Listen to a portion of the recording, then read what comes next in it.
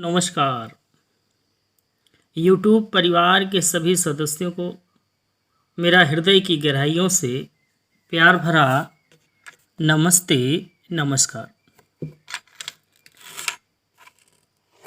YouTube के मेरे मित्रगण, साथी, आज हम एक नए टॉपिक के साथ उपस्थित हुए हैं। उसी के विषय में चर्चा करते हैं। चर्चा करने से पहले यदि आप पहली बार मेरे YouTube चैनल हिंदी वीर पर हैं तो आपको करना क्या है पता ही है। आज का हमारा टॉपिक है रचना के आधार पर वाक्य के भेद। दोस्तों, वीडियो में बने रहिएगा, छोड़ के मत जाइएगा। एक मैं आपको ऐसे तरीके बताऊंगा, सिखाने का प्रयास करूंगा जो आपको परीक्षा में बहुत ही उपयोगी सिद्ध होगा। अधिकांशतः हम लोग यही गलती करते हैं कि संयुक्त और मिश्र वाक्य अंतर करने में गलती कर जाते हैं। तो आज वो सभी दुविधाओं को दूर करने का प्रयास करेंगे हम लोग। बस आपको करना क्या है, मेरे साथ वीडियो में 5 मिनट के लिए बने रहना है। उम्मीद है वीडियो आपको अच्छी लगेगी। चलिए चर्चा को शुरू करते हैं। रचना के आधार पर वाक्य के भेद। रचना के आधार पर वाक्य के भेद होते कितने हैं? 3 भेद होते हैं। ये भी परीक्षा में आपसे पूछा जा सकता है कि रचना के आधार पर वाक्य के कितने भेद होते हैं। तो 3 भेद होते हैं मेरे दोस्त। कौन कौन से होते हैं? आपके सामने लिखा हुआ है। सरल वाक्य होता है, संयुक्त वाक्य होता है और मिश्र वाक्य होता है। रचना के आधार पर वाक्य के कितने भेद होते हैं मेरे दोस्त? 3। ये सभी परीक्षाओं में पूछा जाता है। जो भी कंपटीशन का एग्जाम है, प्रतियोगी परीक्षाएं हैं जिसमें हिंदी के प्रश्न आते हैं, सभी में पूछे जाते हैं। एक प्रश्न आपको मिलता ही मिलता है। 3 भेद होते हैं। आप देख लेते हैं। एक हमने शब्द लिखा है, कृष्ण ने कंस को मारा।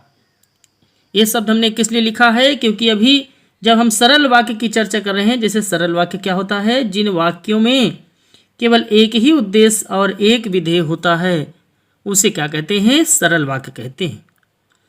अब देखिए, हमने ऊपर लिखा है कृष्ण ने कंस को मारा, इसलिए हमने इसको लिखा है कि उद्देश्य और विधेय में आप अंतर समझ पाओ कि आखिर उद्देश्य क्या होता है और विधेय क्या होता है। तो सबसे पहले उद्देश्य और विधेय को जान लेते हैं। लिखा है कृष्ण ने कंस को मारा, तो ये देखो नीले में लिखा हुआ है कृष्ण। ये क्या है? उद्देश्य है। और बाकी सभी चीजें क्या हैं? विधेय हैं। समझे मेरे दोस्त? जिसके विषय में कुछ भी कहा जाता है, जिसके विषय में कुछ भी बताया जाता है, उसे उद्देश्य कहते हैं। बाकी सभी चीजें जो बसती हैं उन्हें विधेय कहते हैं। आगे समझते हैं, समझने का प्रयास करते हैं। जैसे लिखा हुआ है सरल वाक्य में, हमने एक उदाहरण को लिया है, मोहन पढ़ता है। तो मोहन क्या है? ये उद्देश्य है। पढ़ता है, ये क्या है? विधेय है। फिर लिखा है मोहन अखबार पढ़ता है। तो मोहन को छोड़ करके बाकी सभी चीजें क्या हैं? अखबार पढ़ता है, ये सभी विधेय हैं। धूप ऐसे लिखा जाएगा, धूप होने पर कपड़े सूख जाते हैं। धूप के होने पर, धूप के विषय में बताया जा रहा है। धूप को छोड़ करके सभी चीजें क्या हैं? उद्देश्य और विधेय। यहाँ हमें उद्देश्य और विधेय नहीं पढ़ना है, केवल ये सरल वाक्य जो है, सरल वाक्य में उद्देश्य होता है और विधेय होता है। यानी एक उद्देश्य होता है, एक विधेय होता है। ऐसे शब्दों को हम सिंपल सेंटेंस यानी सरल वाक्य कहते हैं। उम्मीद है बात समझ में आई होगी। दूसरा लेते हैं। दूसरा आपका है संयुक्त वाक्य है। संयुक्त आप ऐसे लिख सकते हैं। संयुक्त वाक्य क्या होता है? जिन वाक्यों में 2 या 2 से अधिक सरल वाक्य समुच्चय बोधक अव्यय से जुड़े हों, उन्हें संयुक्त वाक्य कहा जाता है या संयुक्त वाक्य कहलाते हैं। अब देखिए, सरल वाक्य में समुच्चय क्या होता है, समुच्चय बोधक क्या होता है, समुच्चय बोधक अव्यय क्या होता है, इसको हम समझने का प्रयास करते हैं। दूसरा समझ गए आप? कहते क्या है? संयुक्त वाक्य किसे कहते हैं? संयुक्त वाक्य किस कहते हैं? जिन वाक्यों में 2 या 2 से अधिक सरल वाक्य समुच्चय बोधक अव्यय से जुड़े हों उन्हें संयुक्त वाक्य कहते हैं। ये परिभाषा में भी आपसे पूछा जा सकता है कि संयुक्त वाक्य किसे कहते हैं। उदाहरण देख लेते हैं। उदाहरण क्या है कि जैसे लिखा हुआ है, वह आता है और काम करता है।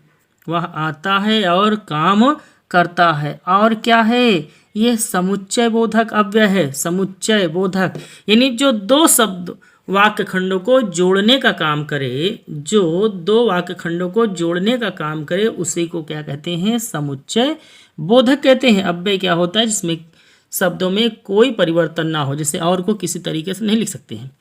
इसमें लिखा है लता बैठी है परंतु मीरा खेल रही है। तो देखो परंतु समुच्चय बोधक अव्यय से जुड़े हुए हैं, इसलिए क्या है, संयुक्त वाक्य है। अगला उदाहरण देखो है, उसने मेहनत तो बहुत किया किंतु सफलता नहीं मिली।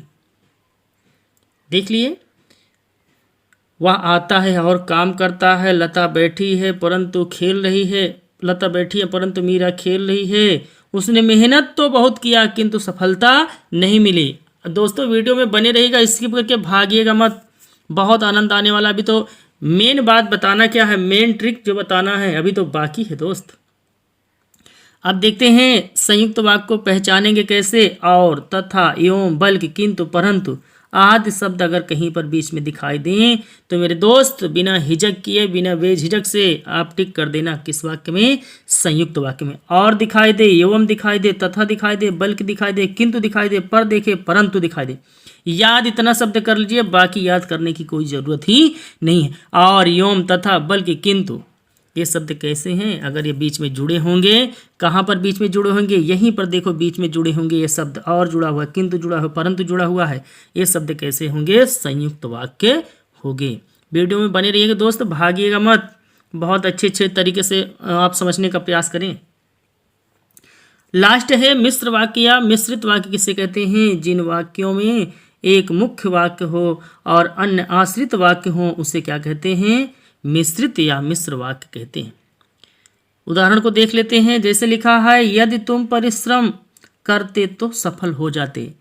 अब मुख्य वाक्य क्या है और आश्रित वाक्य क्या है। आश्रित का मतलब होता है निर्भर होना, इसमें मुख्य वाक्य क्या है, परिश्रम करना। यदि परिश्रम करते तो सफल हो जाते, यानी पहला जो बात है, यानी दूसरी बात है किस पे निर्भर है, पहले पर निर्भर है। ये जो दूसरी बात है किस पर निर्भर है, पहले वाक्य पर निर्भर है। यदि परिश्रम करते बेटा तभी सफल होते, यानी परिश्रम पर क्या निर्भर है, मेहनत पर ही सफलता निर्भर है। आश्रित का मतलब होता है निर्भर होना, मेहनत पर ही सफलता निर्भर है मेरे बच्चे। अगला क्या है, ज्यों ही उसने दवा पी त्यों ही वह सो गया। दवा यानी सोना किस पर निर्भर था, दवा पर। जैसे ही दवा पिया वैसे ही वह क्या किया, सो गया। वीडियो को शेयर भी करिए मेरे दोस्त, बहुत ही मेहनत लगती है इतना वीडियो बनाने में। उसने कहा कि मैं क्या हूँ, निर्देश हूँ। कि देखो बीच में जुड़ा हुआ है, यहाँ ज्यों जुड़ा हुआ है, तो जुड़ा हुआ है। आगे, जो डर गया सो मर गया। जो के साथ बेटा हर वक्त जो के साथ में सो लगता है, जो के साथ तो नहीं लगता है, ये सदैव याद रखिएगा। यदि मामा आते तो जलेबी लाते, यानी जलेबी किस पर निर्भर है, मामा के ऊपर निर्भर है। मामा आते तभी जलेबी लाते।